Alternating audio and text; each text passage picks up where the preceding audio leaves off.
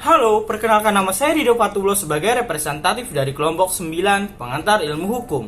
Saya di sini akan menjelaskan mengenai pembentukan kelompok dan akan saya mulai dari pengertian kelompok itu sendiri. Kelompok secara umum merupakan sekumpulan orang yang mempunyai tujuan bersama yang berinteraksi satu dengan yang lain atau mencapai tujuan bersama, mengenal satu dengan yang lain dan memandang mereka sebagai bagian dari kelompok tersebut. Jadi kelompok merupakan sekumpulan orang yang memiliki banyak tujuan individu dan menyatukan tujuan tersebut menjadi sebuah tujuan kelompok. Dan akan saya khususkan lagi ke dalam kelompok sosial. Kelompok sosial merupakan himpunan atau kesatuan manusia yang hidup bersama karena saling berhubungan di antara mereka secara timbal balik dan saling mempengaruhi.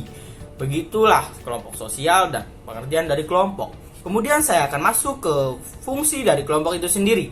Fungsi dari kelompok adalah untuk mengerjakan atau menyelesaikan proyek kami sebagai kelompok dalam mata kuliah pengantar ilmu hukum itu sendiri.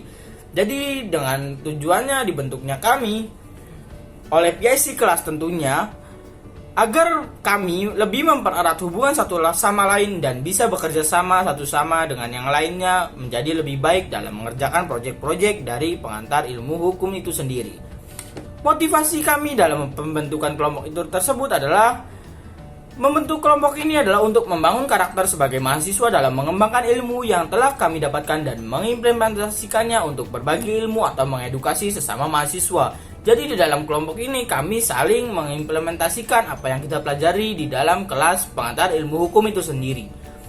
Dan saya akan mengkhususkan lagi ke dalam kelompok itu sendiri. Ada beberapa macam kelompok, yaitu kelompok informal, primer, dan kelompok sekunder. Tetapi yang paling sering kita lihat di sini adalah kelompok formal, yaitu kelompok formal sering sekali kita lihat dalam kelompok sosial. Ciri khasnya yaitu ada pada kejelasan pembagian kerja. Contoh yang paling ditemui yaitu OSIS atau organisasi mahasiswa lainnya, seperti organisasi pemerintah dan lain sebagainya. Berikut merupakan contoh dari kelompok formal.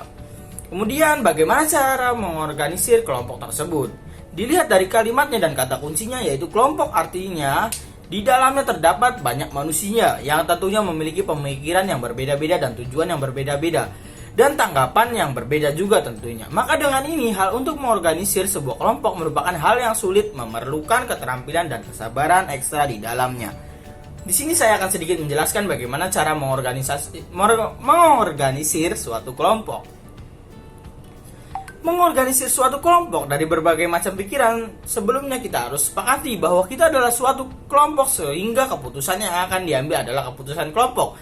Jadi kita harus menyampingkan ego kita masing-masing sebagai anggota dan kita satukan menjadi keputusan kelompok. Dan di dalamnya kita perlu ikhlas dan sabar dalam mencapai sebuah keputusan tersebut, karena tidak mudah menyatukan beberapa macam pemikiran manusia atau individu yang berbeda-beda menjadi satu tujuan. Dengan berikut saya penjelasan mengenai pembentukan kelompok dari kelompok 9 pengantar ilmu hukum.